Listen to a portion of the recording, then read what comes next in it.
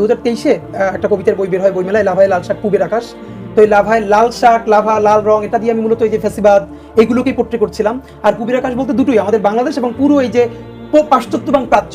তো এইখানে যে ব্যাপারটা ছিল, এখানে একটা মজার ব্যাপার, এটার পাণ্ডুলিপিটা বেশ কয়েকটা বড় প্রকাশনী তারা অনেক যত্ন নিয়ে দেখেছে এবং পরে ফেরত দিয়ে দিয়েছে। তা আমি খুব ডিটারমাইন্ড ছিলাম যে আমি কোনোদিন আমার পয়সায় বই ছাপাবো না। মানে যদি কোনো প্রকাশনী ছাপায় ইটস ওকে, কিন্তু আমি নিজের পয়সা, তো আপনি জানেন যে সাধারণত বই তো চলেই খুব কম। এরপরে সেটা ওই যারা ছাপায় তার প্রকাশনীকে টাকা দিয়েই ছাপায়। তো আমার ব্যাপার ছিল যে না, আমি ওভাবে করবো না। তো আমার মনে হচ্ছে একটা খুব বড় প্রকাশনী, উনি পরে আমাকে ফেরত দেওয়ার সময় উনিও খুব লজ্জাই পাচ্ছিল। তো উনি বলতেছিল যে ভাই, মানে আমার ওইখানে যে প্রেমের কবিতাটা সব থেকে প্রেমের, তার মধ্যে অন্তত কয়েকবার আছে গুম, খুন, হত্যা।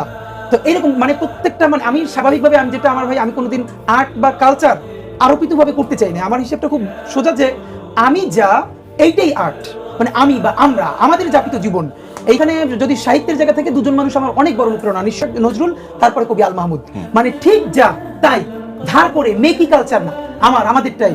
তো এরকম মনে আছে যে, তো এরপর বইটা বের হলো, দুয়ার প্রকাশনী বের করে ওরা পুরোটাই করে, এবং খুবই সারপ্রাইজিং ছিল যে এই বইমেলার মধ্যেই বইটার 2টা এডিশন শেষ হয়ে যায়। সাধারণত কবিতা এরকম যায় না, এবং ওইটা কবিতা বেস্ট সেল ছিল এবার বইমেলায় 2023-এর।